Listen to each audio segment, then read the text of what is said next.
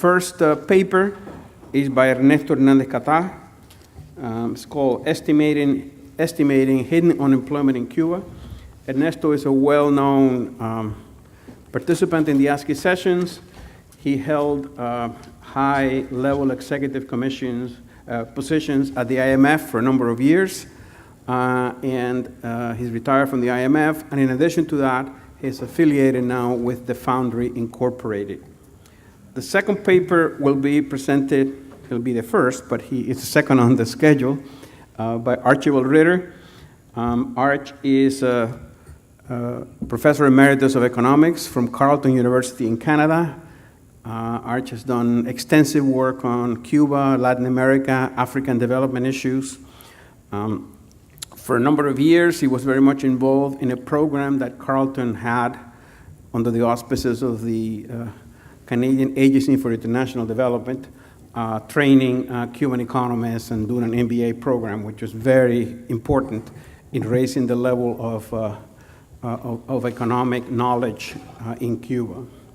The third presenter will be Domingo Amuchástegui. Domingo has had a varied career. Currently, he is an economic journalist, writing primarily for a journal called Cuba Standard. He was with Cuba News before. Before that, Domingo had a long career in Cuba.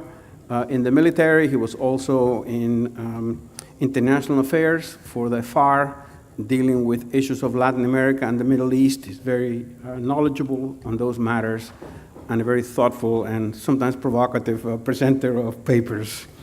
The discussants of the papers are going to be Paul Mayo, to the far left. Paul studied at Harvard, University of Colorado, and MIT. For a number of years, he was with the U.S. Department of State as a Foreign Service officer. He served on the Cuba desk, Mexico desk, and so on. And then he had a long career also with important positions at the World Bank, working on Latin American issues, on restructuring of countries, on privatization, structural adjustment, and so on. And then next to Paul's right, is Nick Sanchez. Nicolas Sanchez is emeritus professor in economics from the College of the Holy Cross, very well-known and very prolific writer on many issues of governance and public finance plus Cuba. So I think we have a very good set of speakers. And because Ernesto has not been able to solve yet the technical problems with getting his PowerPoint, I think I'm going to ask Archie to start the presentation. I would ask each speaker to take 15 minutes, no more than 15, so that we have at least 5 or 6 minutes for each of the discussants. And I will discuss Domingo's paper, which he sent to me in advance, and he was an addition to the panel, so his paper didn't go to the others. So Arch, please. Thank you very much. Is this working? I don't know. Thank you very much. I'm very happy to be here to speak to you. I'm going to be discussing Cuba's alternate institutional futures for its economy, that is. We all know that Cuba is en route to changing its economic institutions. The process of economic reform has started. Maybe it's in a bit of a stasis right now, but in the future, under current or future governments, Cuba is going to have to choose from a variety of possibilities of institutional structures.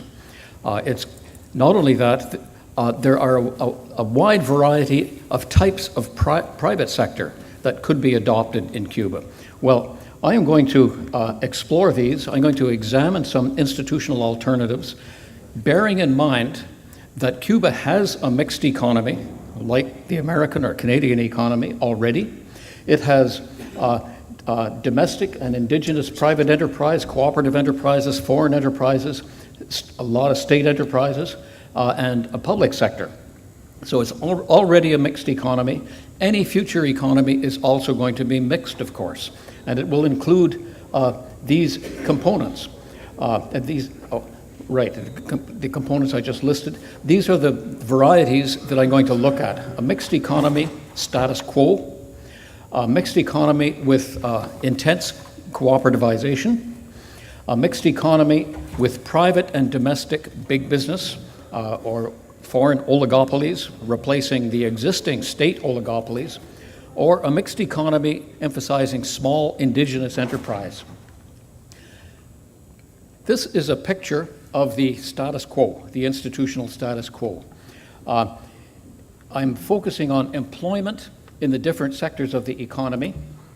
I must say all of these some of these numbers are a little bit fuzzy, and I have made some assumptions to put them together in this way. But basically what this has is a public sector, then a public sector of enterprises about this size taken together. It has a cooperative sector that's a bit fuzzy because it includes agricultural cooperatives, which are a little bit pseudo at this point. This number is pretty hard. This is those employed in foreign enterprises, 0.7% of the total labor force, very small. The private sector, I've given it quite a weight, mainly because I've included a guesstimate of unregistered employment for the micro-enterprise sector.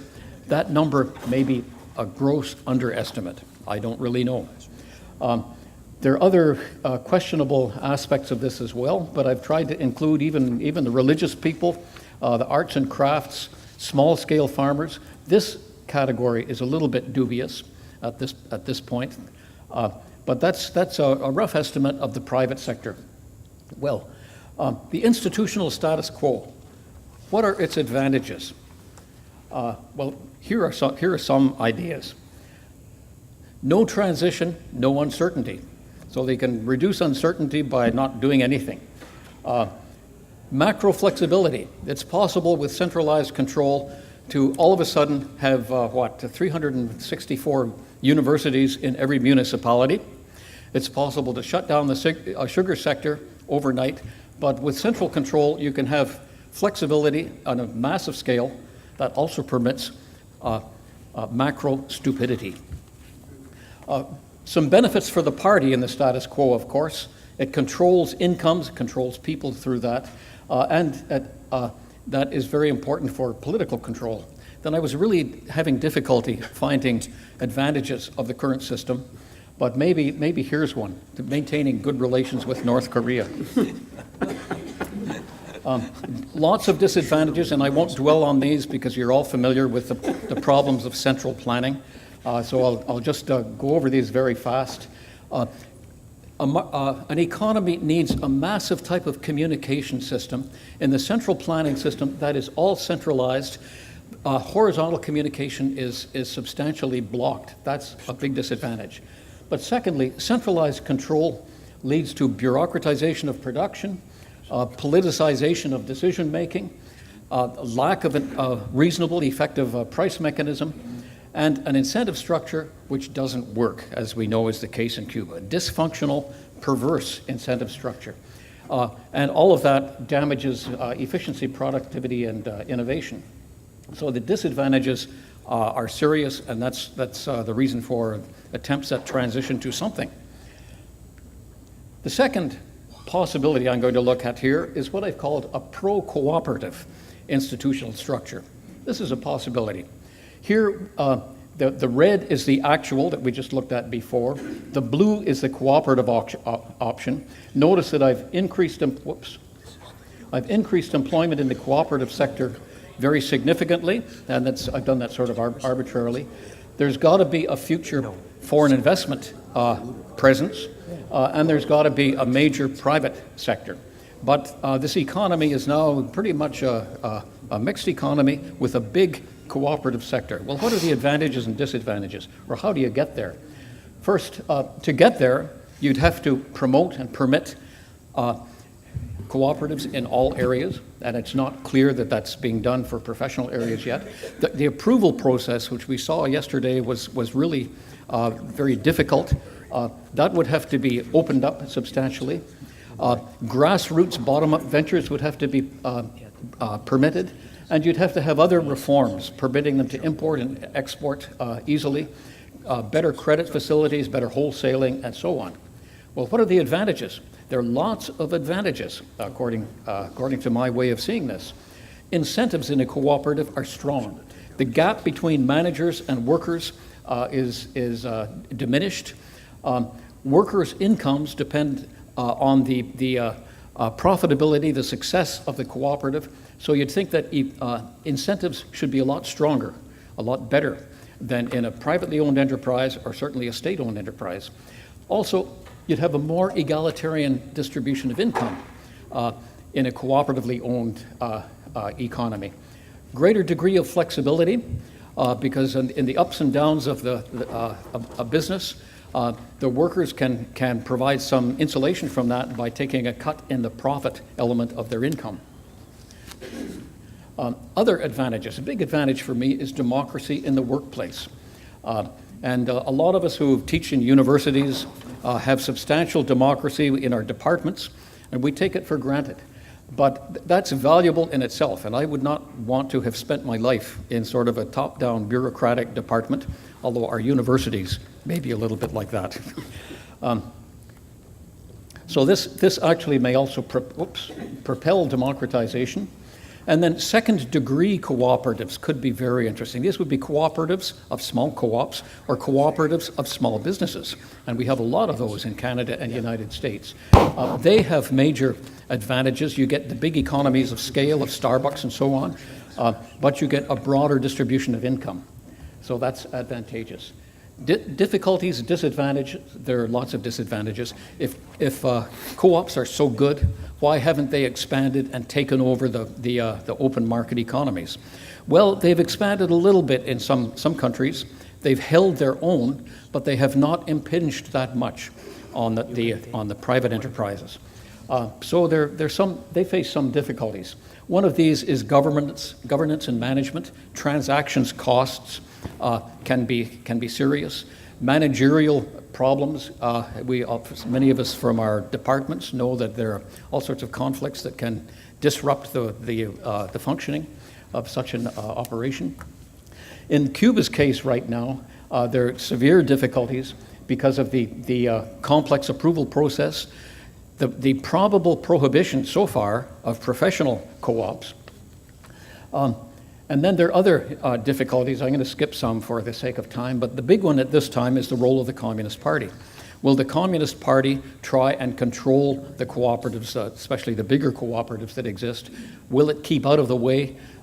And my guess would be that's not very probable. In the more distant future, after one or two changes of government, however, the party may not be there in the same way. And that's certainly what a lot of us would hope for.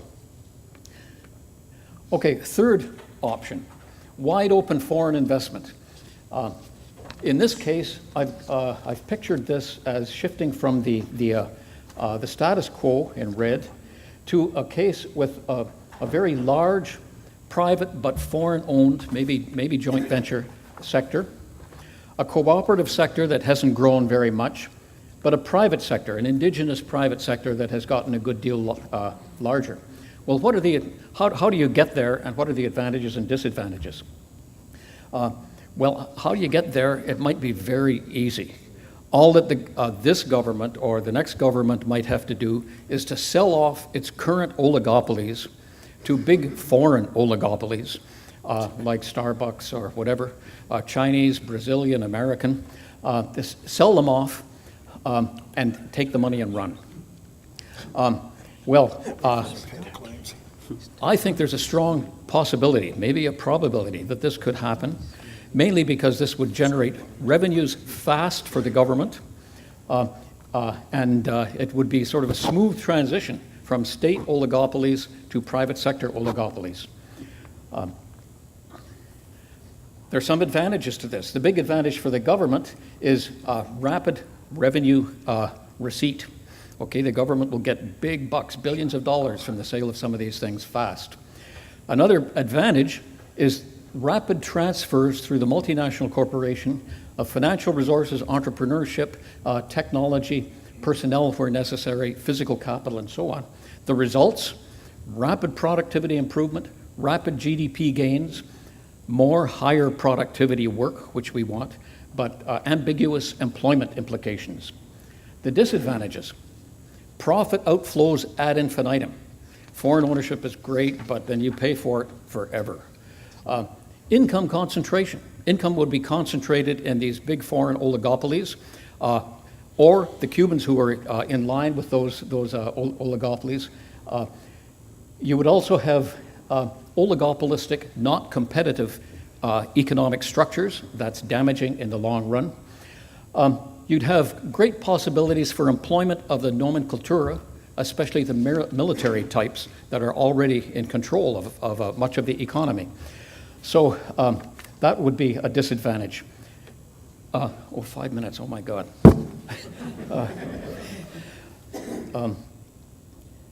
I would argue that this would block the development of Cuban entrepreneurship, which is launched already and which could flourish in future.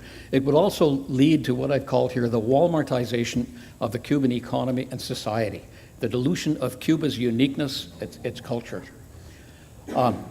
It also, I think, would block the economic diversification of the country and block the diversification of exports. And actually I don't like this chart.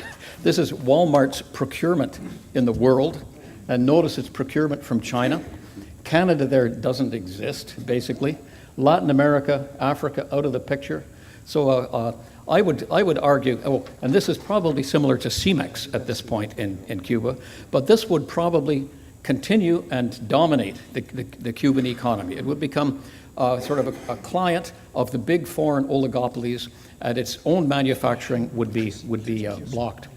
Third possibility, I've got to be really fast, indigenous enterprise. And I've pictured this with a big increase in the small-scale indigenous private sector. To do this, what you would need is an enabling environment. And I wish I could talk about this, but there's massive tax discrimination against Cuban enterprise, which makes me really, really disturbed. 10-year tax holiday, 12% profit tax after that, versus a 50% tax for Cuban small enterprise after they earn $2,000 a year. You would also need an enabling regulatory environment and all these things that you've heard about, automatic licensing, openness to professional or employment, and so on. So I can't go into that. Advantages. The advantages are substantial. Oligopoly power would be curtailed. The economy would be more competitive. The Cuban entrepreneurship would flourish, would have a chance to flourish. Greater chance for diversification of manufacturing and of exports in Cuba. The nomenclatura would have fewer spaces in the economy, decentralization of political power, profit staying in Cuba, all sorts of good things. Disadvantages, no massive cash infusion now, slower macroeconomic recuperation, and slower inflows of technology. Okay, which of these is best? That is a hard question, and because it's so hard, I'm going to take the liberty of holding the first ASCE referendum, and I'm going to ask you, which is best? Okay, these are the 4 alternatives, and I've added a couple more, just to be on the safe side. And I realized this morning I'd forgotten number 8. Okay, here are the 4. How many of you would prefer, I've got these color-coded too. How many of you would choose the institutional status quo?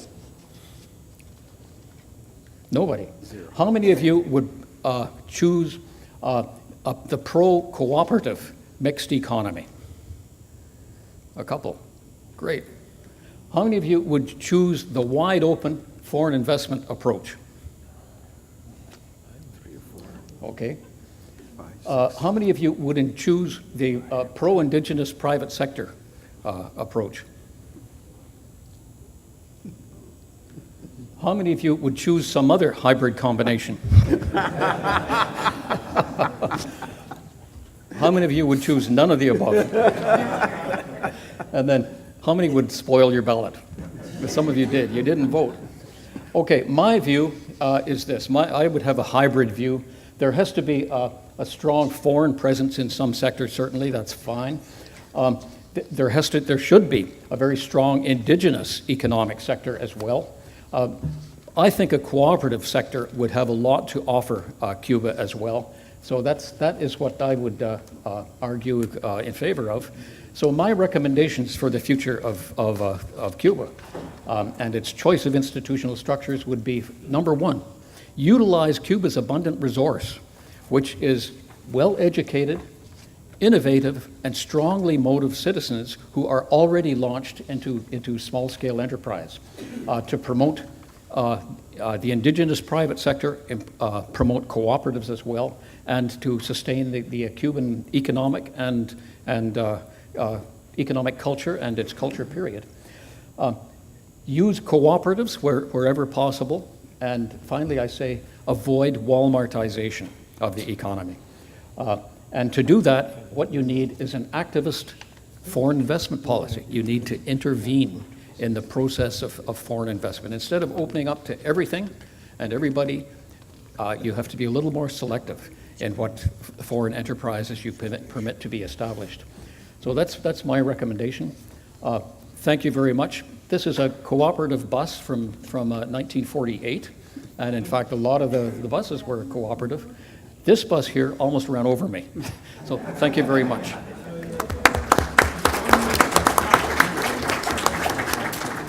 Thank you, Arch. While Ernesto handles a technical problem that he can't get his PowerPoint presentation, still working on that. Domingo, if you could please make your presentation.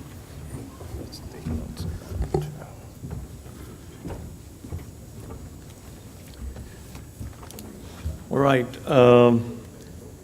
Previous presentations have brought up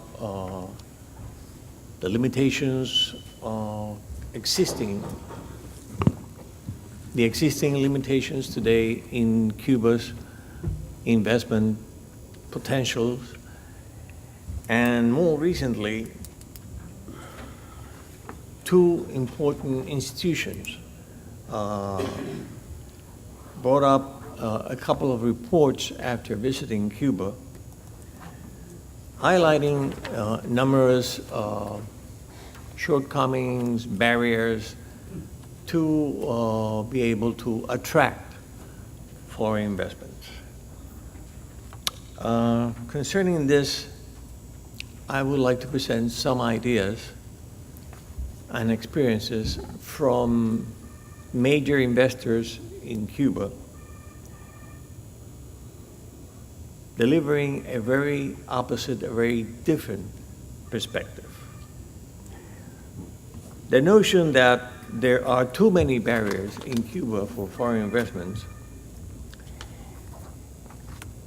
is very opposite to the notion recently expressed by Marriott International CEO Arne Sorensen, saying that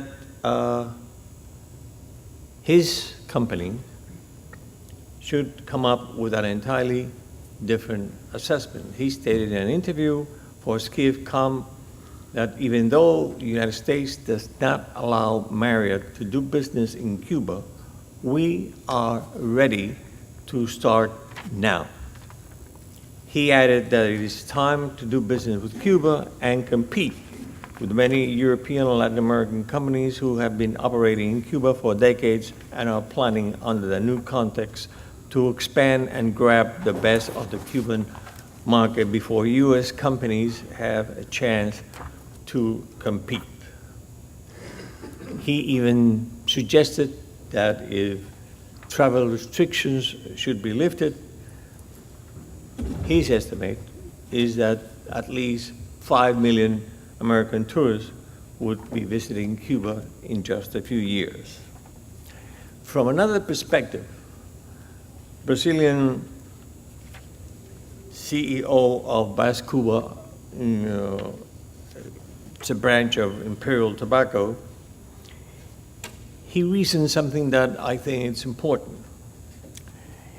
he said there are foreigners who come here with an attitude of superiority. In other words, we're going to show the Cubans. In general, these are the ones who fail spectacularly.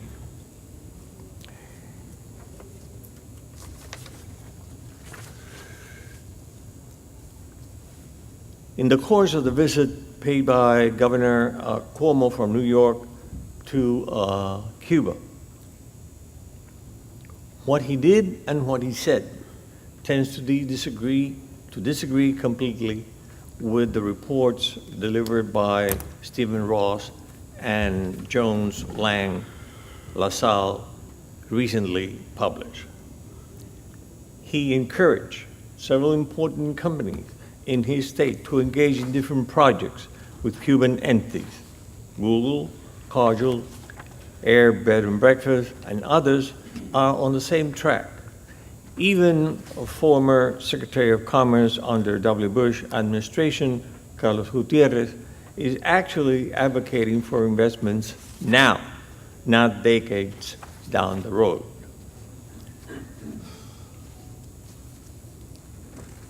Some of these companies operating in Cuba have had very good, very positive experiences, starting with Pernod Ricard, Unilever, Nestle, Anheuser-Busch, Boogies, Imperial Tobacco, and others.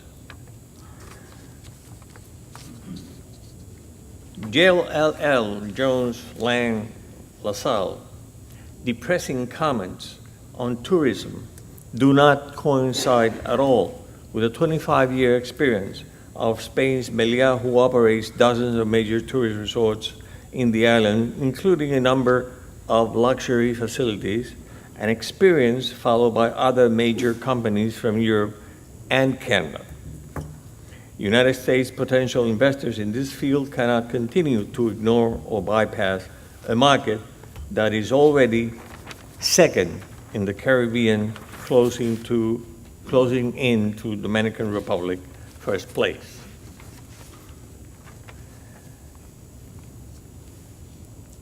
At the same time, the two major economies of Latin America, Mexico and Brazil, are moving in fast.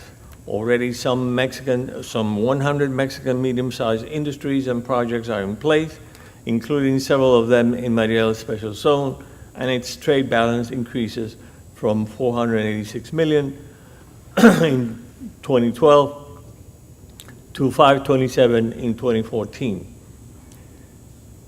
Mexican sources insist that investments in Cuba will become an investment destination enormously appealing. And they have already considering several big projects in Cuba's sugar industry, in some agricultural projects, as well as tourism and medium-sized industries. This should be enough evidence, at least, to challenge or discuss what the reports of Stephen Ross and Jones Lang LaSalle stated a few months back. Are these big corporations successfully operating in Cuba for 15, 20, 25 years not aware of the risk and difficulties involved? Is Marriott's CEO completely wrong in his assessment? They don't ignore the challenges and risk, but rewards and profits are quite tangible. Why then Ross and JLL chose not to mention or explore these many positive views and experiences and be absolutely dismissive of what the executive and experts of these companies and corporations have to say about the current potentials of the Cuban market and its interactions on a regional and international scale, including the United States, in some distant future, of course. Ross stated that in his visit to Cuba, it was like traveling back in time that is a country still caught in its past. The companies that I have mentioned and corporations that I have mentioned are already operating in Cuba, and they are betting on the future of Cuba. A most recent example seems to challenge seriously the gloomy remarks in Ross and JLL reports. In the second week of July, a delegation from Spain visited Cuba, presided by Mr. Soria, Minister of Industry, Energy, and Tourism. He was accompanied by a large delegation, and Spain has given their business people all the support in terms of banking, insurance, and finance backing to conduct businesses in Cuba. Not only Spain has done this, but the French, the Italians, the Portuguese. This same week, 150 Italian small and medium-sized enterprises visited Cuba, headed by the Deputy Minister of Economic Development, conducting precisely what Stephen Ross, what Jones, Lang, and LaSalle said that cannot be done in Cuba, at least for decades to come.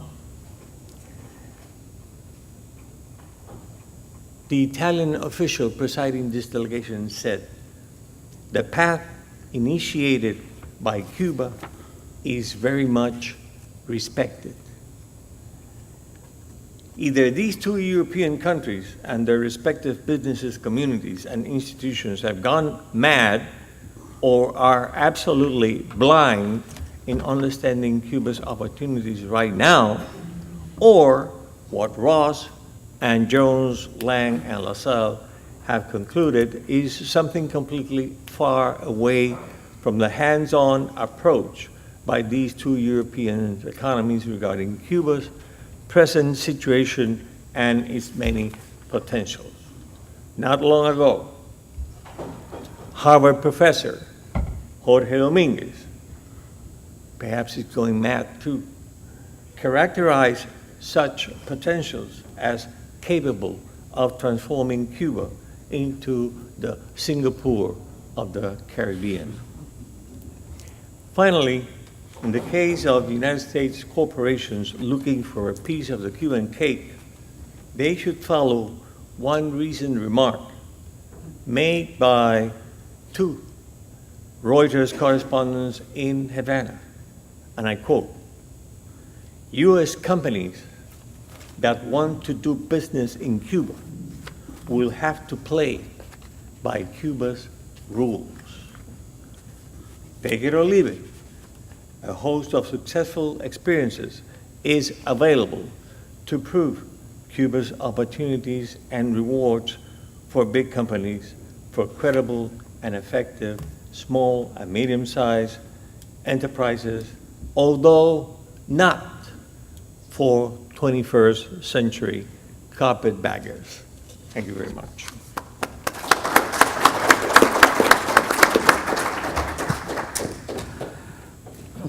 As Ernesto is still dealing with his technical issues, if I could ask Nick Sanchez to please make some comments on the Ritter paper.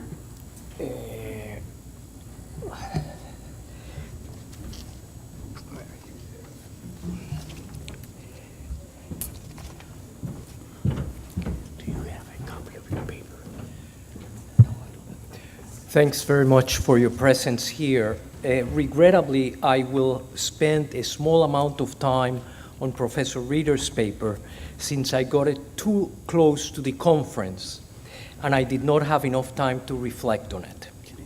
Professor Ritter provides us with alternative institutional arrangements that one is likely to encounter in Cuba's future. And he clearly states the advantages and disadvantages of each.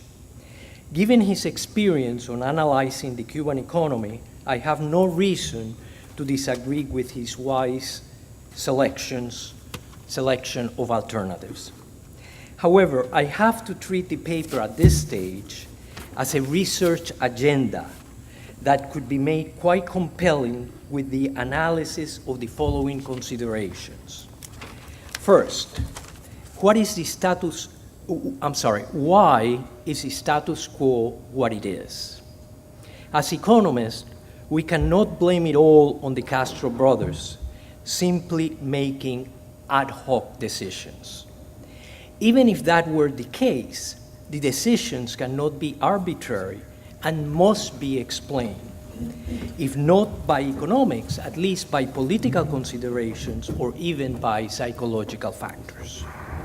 Second, if change is coming to Cuba and the Castro brothers lose their power, the author needs to explain the economic or political or cultural factors that will drive the change. And finally, I do not think it is wise to ask us what type of change we would prefer, since we have to respect each other's opinions on Cuba. It is Cuba that is under the microscope, it's not us. Therefore, that is the extent of my comments. I did prepare additional comments and quite extensive comments on the Catá paper, and I think there are some rather important implications to that paper, but I hope the chair allows me to provide those comments later on. Thank you.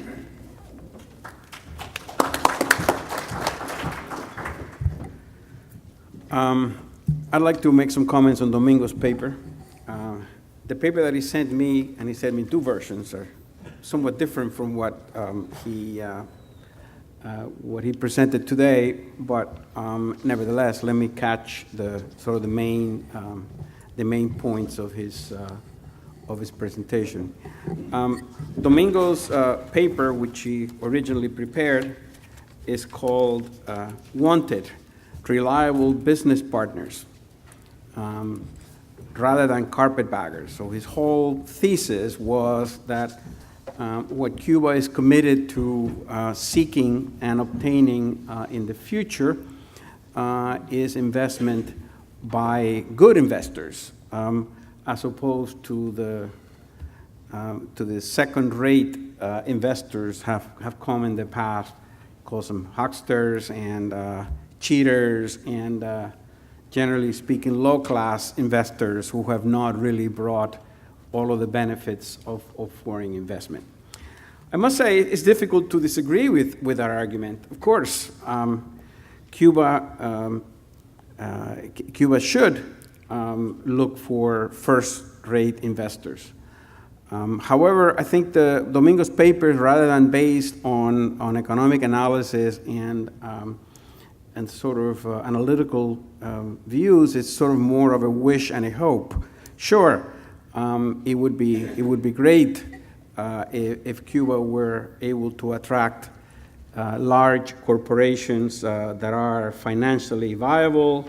They have deep pockets to weather downturns in the market.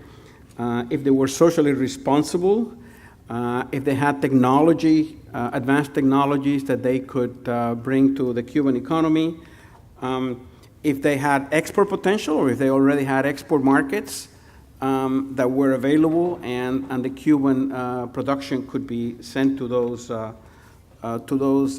markets. The problem is every country in the world that is seeking foreign investment is looking for the same kind of investors, and that's where the rubber hits the road. In order to attract those kinds of investors of the quality that Domingo would like to see settle in Cuba, Cuba has to compete in an international market where there are many other countries that are seeking the same dollar, if you would. Of course, some investors or some investments are location bound. If you are investing in a mine, if you're investing in some sort of a natural resource, or if you're investing in tourism, in a beach, obviously you're kind of, the investment is bound by those locations. Cultural issues as well. If you want tourism with Machu Picchu, you can't create a Machu Picchu anywhere else. You have to go there and set up your investment there. But leaving that aside, there is a very active market seeking foreign investment, and a lot of countries and regions and so on that are seeking foreign investment. I won't bother and bore you with the theories of foreign investment. There are 4 or 5 that exist.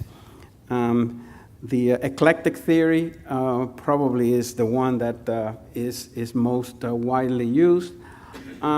And basically, in the eclectic theory, there are 2 kinds of features of economies that are the most important ones, and is sort of country-specific variables, and then company-specific conditions when you're trying to invest in acquiring a given company. In the case of Cuba, I think we can sort of ignore the second one and just look at the country-specific considerations. And here the list is well known, and again, I think most of you in this room know about those. And those are regulatory framework. They are the legal framework that guarantees private property, the ability to repatriate profits, the ability to operate and in a way that the company is not encumbered by the government. Certainly, taxation is an issue. Incentives play a relatively minor role, but they're important as well. And of course, the political environment overall is very important. The reality is that Cuba does not score well with respect to these variables when looking at the set of other opportunities that investors have in the area. With respect to carpetbaggers, yes, indeed. In the early 2000s, Cuba went on a spree using something called Producción Cooperada, where they took in lots of investments from Italy, from Spain, and from other countries. Basically, they were import substitution schemes. For example, furniture for the tourism industry, people that were making beds and nightstands and things of that nature.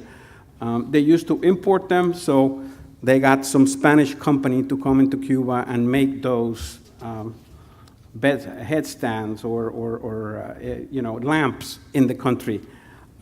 Those investments had no growth potential because they were only intended to cover the domestic market. Most of those, the majority of those small investors are out.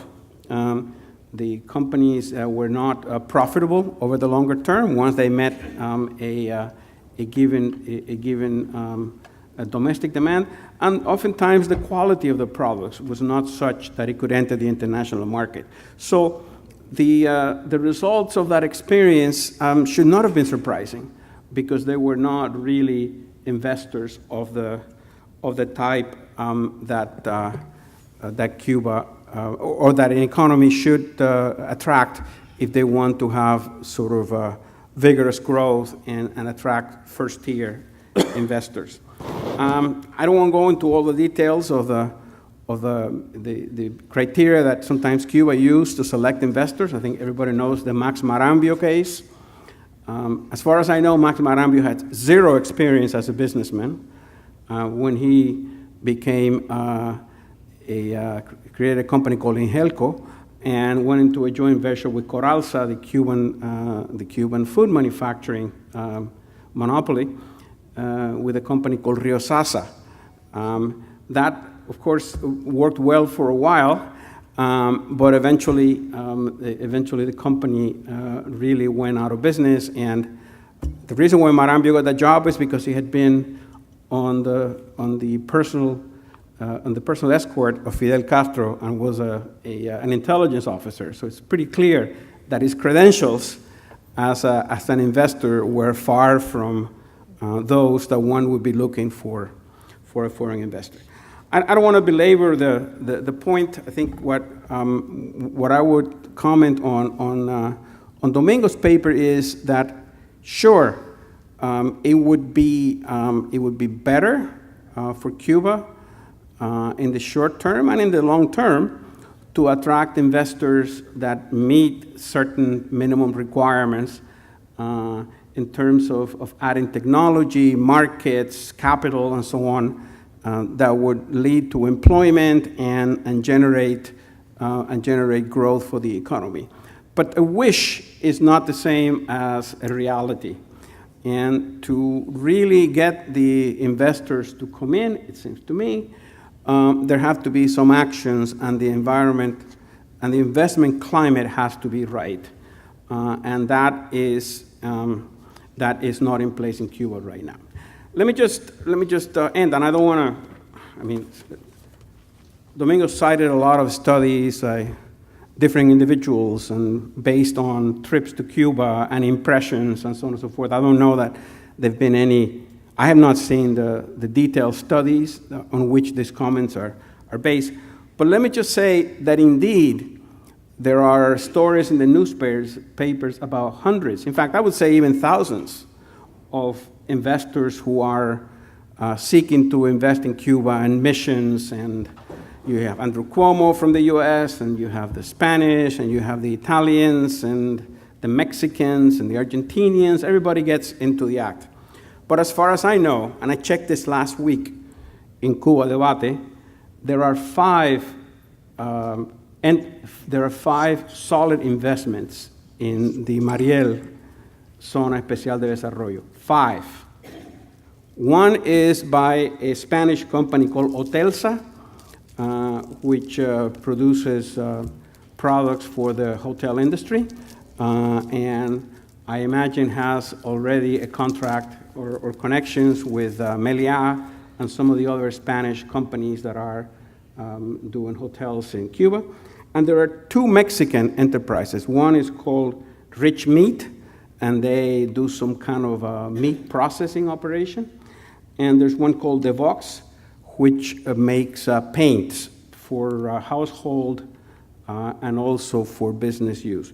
There's also, according to Cuba Debate, 2 Belgian investments, which are not disclosed the names because the Belgians have requested that those names are not mentioned. So 5 is not hundreds, it's not thousands.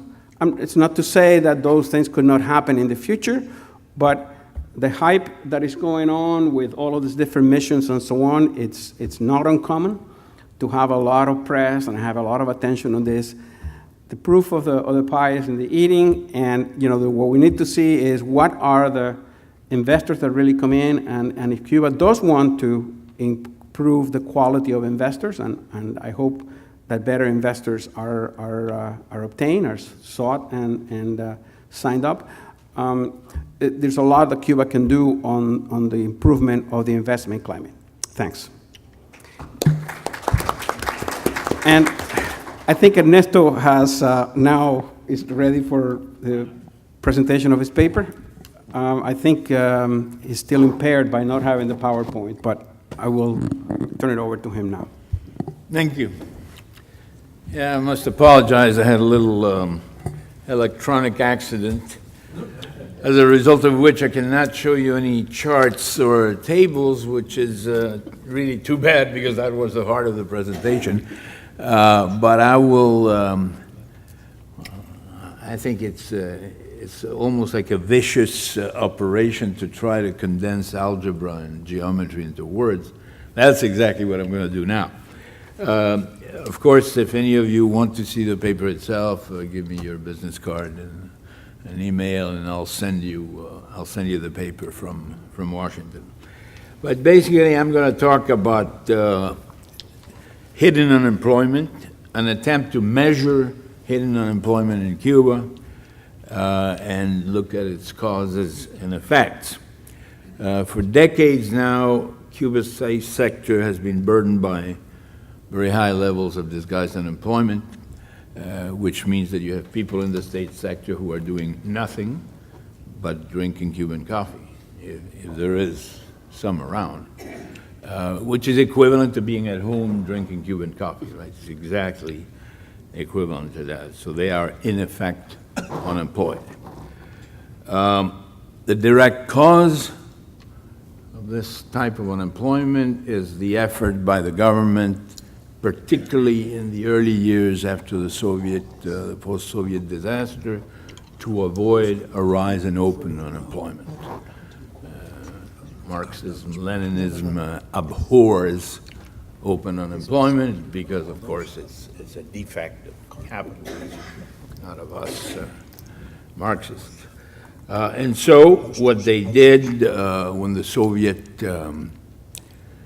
subsidies disappeared and the enterprises were about to fire workers, they were told, no, you're not going to do that. We're going to subsidize you.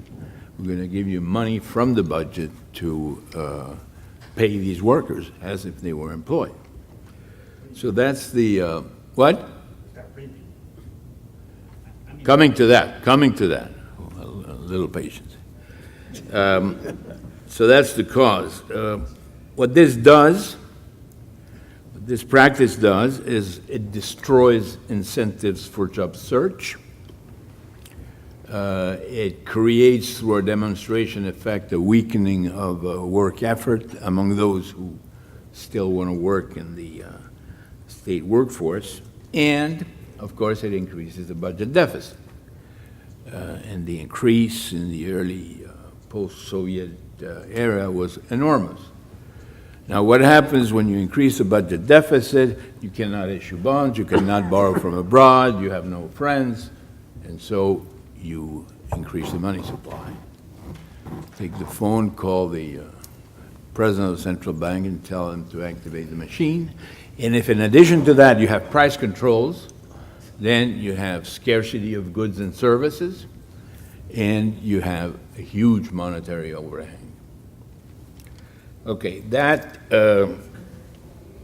didn't work for a long time because the government realized, some people in the government, I don't know if Fidel Castro ever did, but some people in the government realized this could not go on. And then came Mr. Laje and said, we're going to change this, we're going to eliminate these budgetary subsidies, and we'll see what happens to unemployment, but this cannot go on like that. So these are the consequences, the negative consequences of hidden unemployment. The other final consequence is that it tremendously complicates the interpretation of labor market statistics because, in other countries we're used to look at unemployment as a measure of the degree of utilization of labor. Here, of course, it's absolutely impossible. What you have to do is get at a measure of hidden unemployment so that you can use an effective unemployment rate as a measure of slack. Okay, so what I try to do here is to construct a series for hidden unemployment, and for that I used a model which is really a model for enterprises. There was some confusion in the paper on that. I'm grateful to Paul Mayo for pointing that out to me, but basically what I do is I construct a model that works for enterprises, and I use it for the entire public sector. Now, I think the model works well for enterprises, and I think it probably works fairly well for things like the health sector, which can be seen as an enterprise in a way. So there's a large segment of the government part of the public sector to which this applies directly. It probably doesn't apply to defense, Social Security, and other elements of government spending that are really part of the administration, although they would have had to release workers anyway in the situation in which they were, and so this, in a way, applies to them in the sense that it puts pressure for the government to come with subsidies to avoid the rise in open unemployment. But this is basically a model for enterprises that is applied somewhat artificially to the entire public sector. There are basically two equations in the model, one that defines active employment and active employment in line with value maximization by the enterprises. By the way, it doesn't matter whether the enterprise is efficient or inefficient. It doesn't matter at all for this calculation. It matters for other things. And it doesn't matter whether it has a small or a big monopoly power. Okay, these things are irrelevant. So active employment is a function of output, directly related to output, inversely related to the real wage. Then the second equation is an equation for employment when the firm receives a subsidy. And then employment is a function of output again, and of the real wage, but the real wage, the nominal wage part of the real wage is defined as the nominal wage minus the subsidy expressed as a fraction of employment in the public sector. How do I get that? There was a line in the budget called Transferencias a Empresas por Pérdidas, transfers to enterprises for losses. That's exactly what this is. And I use that divided by the number of employment as the subsidy rate. Unfortunately, in the last issue of ONE, that thing was excised. They only give you total subsidies, which are not exactly what I need, so I have a lot of trouble updating my estimates, but I will update them somehow, but it's become a lot more difficult.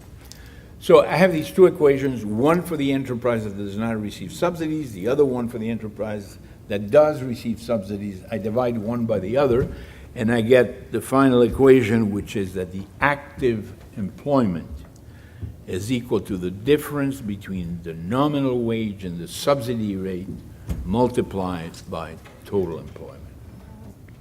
Okay? That's not really an explanation of disguised unemployment. It's not a reduced form of the model. What it is a relationship that allows me to calculate the disguised unemployment as using variables that are published, using variables for which I have information, namely the nominal wage in the state sector, the subsidy rate in the state sector for enterprises, and the total level of effective employment in the state sector. So that's what I do, and I get a time series. This time series, I think it's quite interesting. It starts with state unemployment, open unemployment in 1989 is 7.9%. And during the horrifying crisis that goes from 89 to 94, it goes 7.3, 7.7, 6.1, and 6.2. In other words, open unemployment falls in a period in which output falls by 40%. Which means that this variable is useless, basically. My estimate of hidden unemployment in the state sector, however, begins at about 25% in 1989, so there was already hidden unemployment at the end of the Soviet period, and it rises to 28% in 1990, 37% in 1991, 48% in 1992, and 54% of the state labor force in 1993.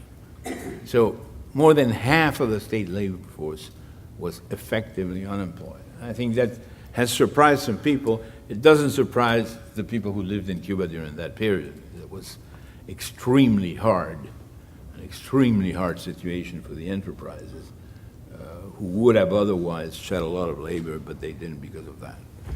Then what happens, our friend Laje comes in and says, let's put an end to this. Goes through an incredibly strong fiscal package.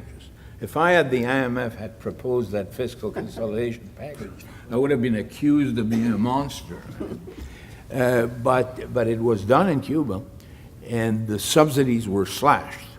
And in particular, the subsidies for enterprise losses were reduced enormously. And then what happens is that beginning in 1994, my estimate of the disguised unemployment rate falls drastically.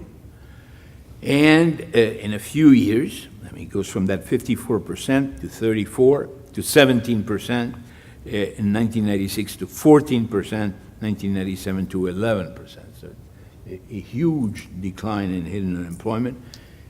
It continues to fall during the 1990s, but obviously at a slower rate, and then continues to decline during the year 2000s and the years of Venezuelan exuberance, during which the open unemployment also declines, by the way. And then hidden unemployment basically bottoms out at 2.5% of GDP in 2009, 2010. Somewhat surprisingly, so very, very small compared to the enormous numbers we saw before. Somewhat surprisingly, hidden unemployment rises in 2011 and 2012, and 2013. Why does it rise is a bit of a mystery to me, and I think it's a mystery to everybody, except people in the Oficina Nacional de Estadísticas who generate the data. It is possible that it rises because of the definition that I use of subsidies to enterprises for losses. Those subsidies may include something else now. They may, for example, and I'm guessing now, they may include some help for the workers who left the public sector, went into cooperatives, and could not immediately function in the private sector as well as they might and would in the long term. So it is possible that the government had some temporary assistance there that was subsumed in the concept of subsidies to enterprises for losses, which historically has been associated with the financing of unemployment. That's a possibility.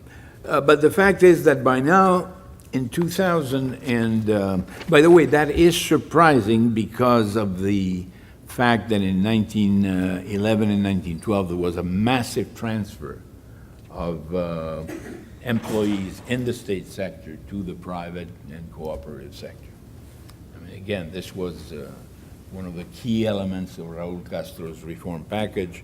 They did not do as much as they thought initially they would.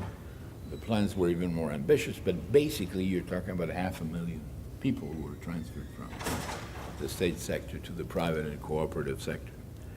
And of course, this did not go without frictions. What happens in the past several years? Well, my latest estimate of the rate of disguised unemployment is 6.6%. So it rose a little bit in the past 2 years. That, you might say, well, that's not gigantic by comparison to other countries. I think the government is not satisfied with that. The Minister of Finance would like to diminish the number of redundant employees in the public sector. But it may not be the whole story. And it may not be the whole story because there is another subsidy around. And in the list of subsidies in the budget, you have subsidies for enterprise losses. That's the one we've been talking about. You have subsidies for price differentials, and those are the subsidies given for the import and subsidized sales of food and medicine, which is irrelevant here. And you have you have the subsidies to the UBPC cooperatives that now have disappeared. And finally, you have a subsidy that began at 0 in 2000 and is now very, very large.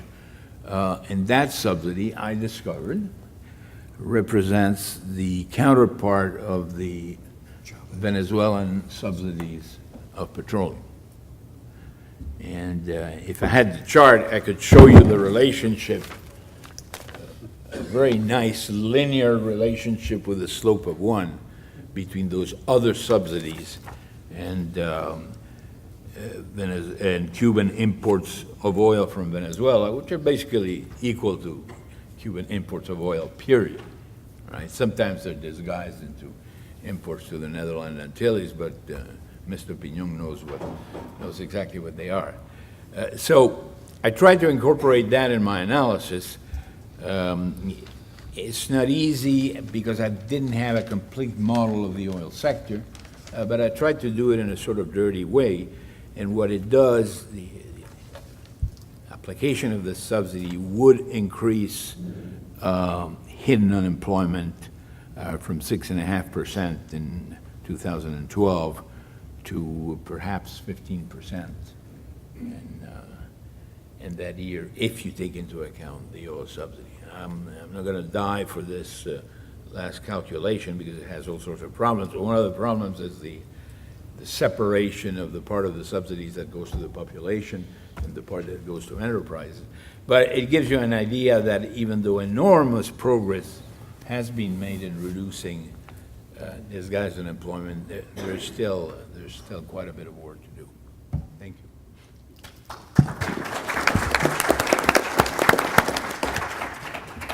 I think we now turn to Paul Mayo for some comments, and I think Nick also wanted to make some comments.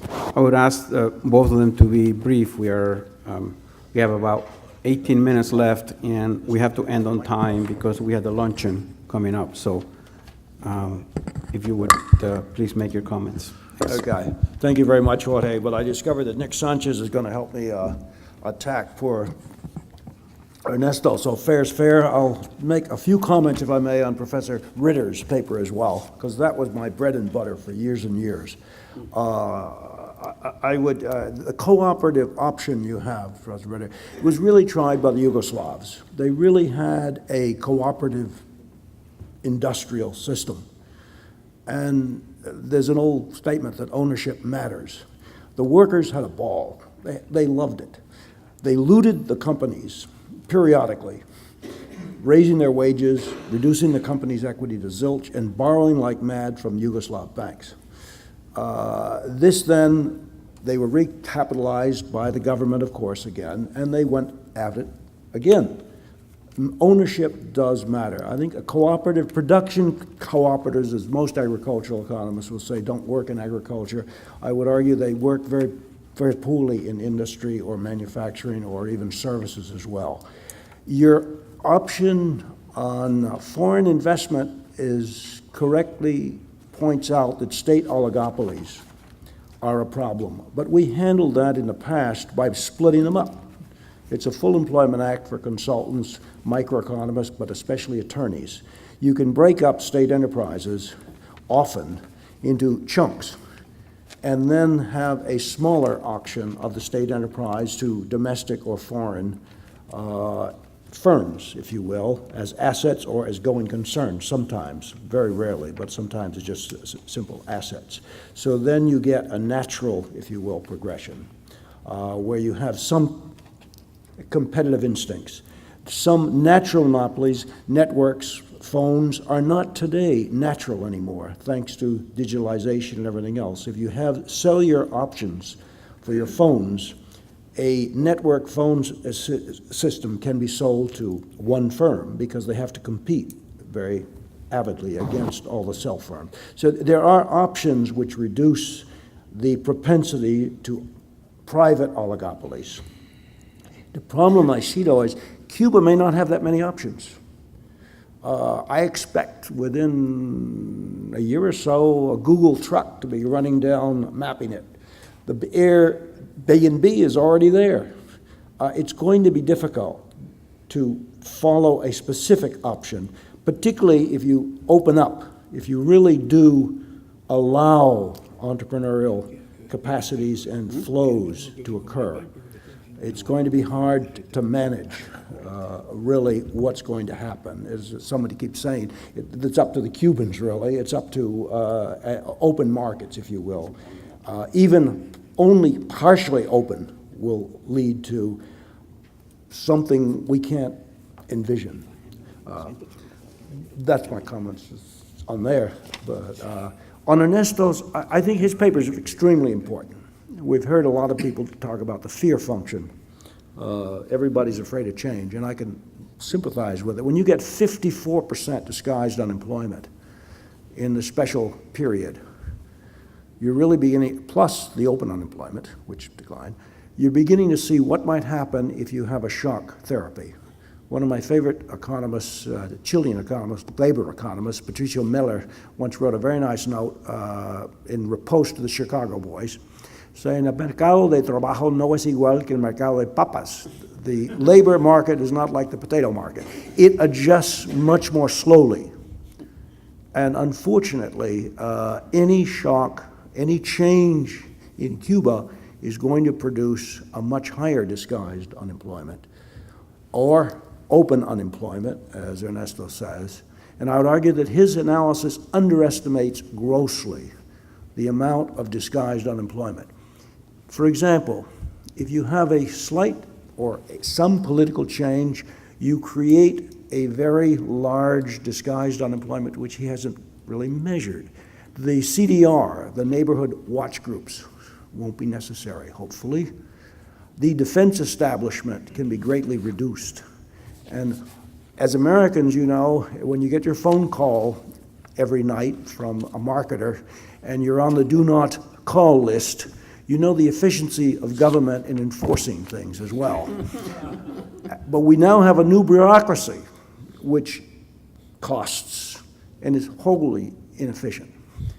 Cuba probably has many of these. Our experience in South America is that these abound everywhere. And his production function didn't really measure some of these. So the shock that he's estimating would be even greater than his numbers imply, 12 to 15% disguised unemployment now. To go beyond that, he does show, and there's a tremendous potential in that economy. If these people are disguised unemployed, they're not producing anything worthwhile. If they could be put to productive use, Cuba, which is now giving Haiti a run for the bottom in per capita income, could become very vital very fast and very more affluent. The potential there is quite high. I liked his use of the Chavez subsidy, if you want to call it that, too. That's kind of nice because it shows as well the importance of Venezuela today on Cuban lives and what might happen if it were ended. Future work, very, very obvious. Our work in the World Bank didn't do macro work, which was more the fun work. We looked at projects. One in India was very interesting. We compared the state steel firm, SAIL, with the Tata private firm. Even when you accounted for the different technology and everything else, Tata was understaffed, or SAIL, the state firm, was overstaffed by 200%. The choo-choo trains, which they should be called that because they're Tunaville trolleys almost in Paraguay, had a staff of over 5,500 people. They had one little train that ran from Asuncion 25 miles out. Uruguay was even worse. When we sold the train firms in Argentina, they reduced the staff by 75% before they sold them. So these are the sums you're going to see. This is the fear function. This is the amount of misallocation of resources that can occur and has occurred that have to be adjusted. You can see why there's fear. I would hope that there be future micro work to complement Ernesto's macro work. Thank you. Thank you, Paul. Nick, if you would want to make some short comments, please, on Ernesto's paper. Well, first of all, I was prepared for technological failure. So I prepared a poster, and I hope my friend Paul will show it when the time comes. You can put it down right now. Okay.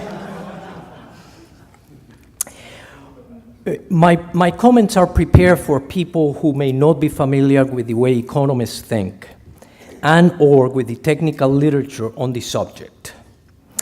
It may be good to start with a formal definition of disguised unemployment as actual employment that does not affect aggregate output. Actually, the author makes a very clever point that these unemployed people are, quote, at home doing nothing but drinking Cuban coffee, or are at the factory doing nothing but drinking Cuban coffee. I thought that was very clever.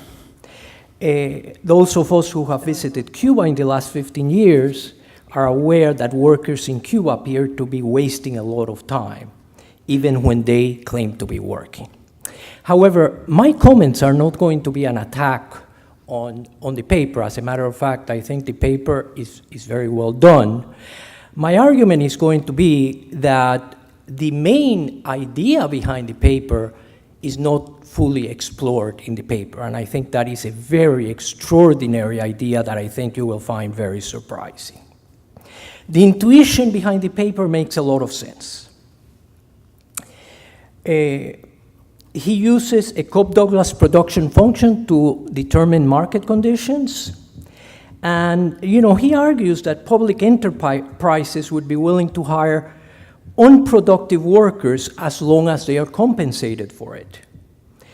The more surprising result is, however, missing from his paper. He uses a Cobb-Douglas production function, and I have to emphasize that, which is widely used in the literature. For example, Charles Jones, who is a professor of economics at Berkeley and an expert on growth theory, makes extensive use of this relationship in his macroeconomic textbook. This is a technical relationship that relates inputs to outputs. In particular, it relates technology, capital, and labor to output levels. In the short run, technology and capital are kept constant while the labor input is changed. In this case, the relevant variable is employment in the state sector. This function, and this is very important, implies diminishing returns, constant returns to scale, and most important, an elasticity of substitution between capital and labor, which is equal to 1. This is a technical result, but the implication of that is that if labor is increased, output will rise, even if the capital remains fixed. Now, the point that the author makes is that if relative prices decrease for labor, then it makes a lot of sense, at least in a market economy and possibly in Cuba too, to utilize more labor relative to capital. Hence, wage subsidies can generate an increase in the demand for labor. The author extends this analysis to state enterprises that, quote, receive a government subsidy at a rate S per employee on condition of avoiding layoffs. Hence, the state enterprises increase the demand for labor, but somehow, and surprisingly, the additional workers do not appear to produce any extra total output. And of course, this could not be the case if the Cobb-Douglas production function were binding. Now, the author is correct in assuming that if state enterprises in Cuba were behaving like profit maximizers or maximizers of the present value of output, their employment equilibrium without the wage subsidy would be smaller than the employment equilibrium with the wage subsidy. Hence, what happens is that, he makes the calculation that he explained and so on and so forth. However, what is missing from the paper is that if you take a Cobb-Douglas production function, here, for example, as calculated by Jones, you find that the coefficients are 1/3 and 2/3. If you use the data that is available for Cuba, it turns out that the production function, the Cobb-Douglas production function, would be K 37/38 or 1/38. In other words, labor, the share of labor in total output, is just 1/38 of output. Or in other words, the workers should feel very happy that the Castro brothers behave like gods that give them all of these subsidies. However, if you take a look at what Mr. Catá reported last year in a paper that he presented based upon statistics by the CIA, it turns out that output per capita in Cuba would be approximately $10,000 for the year 2010. If that is the case, and you convert that into output per worker, not output per capita, then it works out that Cuban workers are producing about $18,000 per year.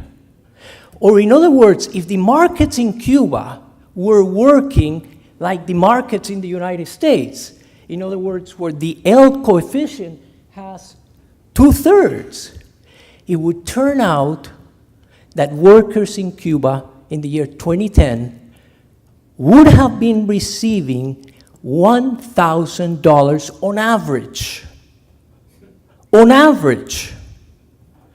per month. And of course, that is not the case. So the interesting point from my point of view is that if we take seriously the use of the Cobb-Douglas production function for Cuba, then it turns out that the Cuban labor force is extremely exploited. And somehow, the workers are not aware of that.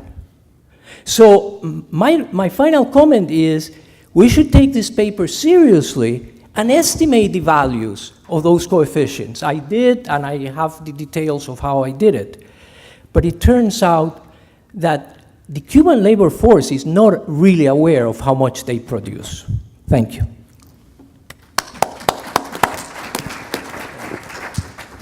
Okay, thank you.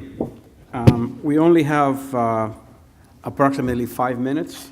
So if anybody has a burning question or a burning point from the table first, very brief comment, because we want to have at least 1 or 2 questions from the audience. Domingo, Arch? Yeah, Tony, your comments were very tough on me too, but thank you anyway. I agree with you 200% that it's not for us in this room to decide on Cuba's future. But hey, I can have an opinion. Secondly, my paper you described as a research agenda, not a paper. Well, if life were infinite, I would definitely undertake the project. Ernesto, you wanted to make a comment? Yes. On Paul, you're perfectly right that there are things within the public sector data that don't behave like an enterprise, and defense is definitely one of them. By the way, defense had been pared down enormously already since the days of Angola and other places in Africa that they visited and where they were triumphant. The CDR is not so much a question of hidden unemployment, it's a question of structural unemployment, because these are people who correspond to a particular regime, and the day Yeltsin comes to Red Square with his tank, all these things disappear from the scene, and these people are unemployed or have to join more productive ventures. No se oye. Okay. Top of the microphone. I broke the, yeah, that's... Maybe you should make Talking about Yeltsin. brought out the best in you. I'll shout. The other thing is that he says, well, the existence of this reasonably high unemployment rate, if you take the hiddens into account, says that there's a lot of potential for growth from that. Actually, I have estimated that most of the growth of the Cuban economy from 1994 to recently can be attributed to greater use of capacity, capital capacity and labor capacity, and a big role in that was generated by the decline in hidden unemployment. The other part of it is generated by the increase in the participation rate during that period. Finally, Mr. Sanchez, my name is Hernández-Catá, by the way. I'm not sure I understand what you're saying. I used this Cobb-Douglas production function because it was convenient and allowed me to get as a result that is measurable and calculable. If it is true that it has limitations like the elasticity of substitution, if you find me another production function that allows me to derive results which make the hidden rate of unemployment calculable, then I would be absolutely ravished and delighted to see it or to have other people do the calculations for me. Thank you very much. Okay. Questions? We have an opportunity for 2 questions. Gary and Jose have their hands up. Anybody else? My question is for Arch. Excuse me, I got a candy in my mouth. There's a lot of talk, and it's been going on for years, about the military-industrial complex in Cuba, or the military-state complex, the state enterprises. When we talk about foreign investors taking over or buying those enterprises, my impression are that there are very few of those enterprises that anybody would want to buy. Yes, public utilities, perhaps, but if you take CEMEX or though I can't remember which state corporations operate the supermarkets and the retail stores, if I were Walmart, I would want to walk away from all of those and build afresh. And I would say that's true for the state transportation companies as well. So the hotels are a little different. So I'm just not sure what state corporations are really going to be that valuable when privatization comes. Let's take the 3 questions so that we have conserve time. The young lady in the third table. Hi. So one issue that's been brought up only, really tangentially is the issue of the rule of law. So I work at the Heritage Foundation, and we publish the Index of Economic Freedom along with the Wall Street Journal. And rule of law is something that we consistently factor in to a country's economic freedom score. And Cuba, for the past few decades, has only ranked above North Korea, right? It's Zimbabwe, Cuba, North Korea. So, and within the factoring in rule of law, it's, property rights and freedom from corruption. So, to what degree can businesses and can investors be assured that the government is going to protect their property rights? We all know Cuba's track record on that. What degree are foreign and indigenous businesses going to be protected? And, how independent is the judiciary going to be in all of this? So that's really to all the panelists. Thank you. Okay, thank you. We are going to ask Arch to answer, if you would, briefly, Gary's question. And Domingo, if you would take the question on investment. Okay, that's a good question, a quick empirical question, and then a quick empirical answer. I would say that there are indeed some chains that would be worth taking over. Think of Burger, which is a McDonald's sort of knockoff kind of thing.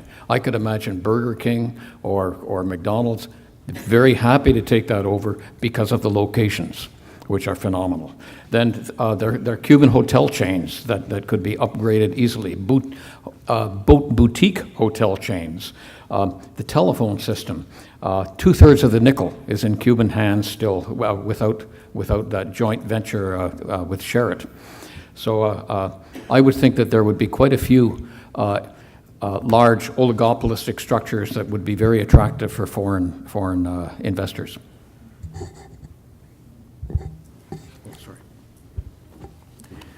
We need to understand that if the amount of foreign investments in Cuba are small and limited,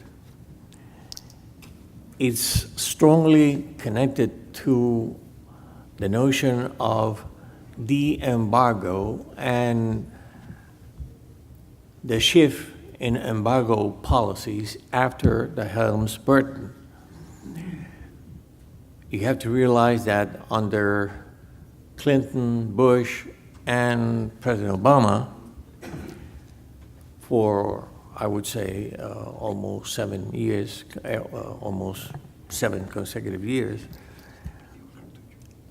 all kinds of repressive actions were adopted against firms that were dealing with Cuba, banks that were dealing with Cuba.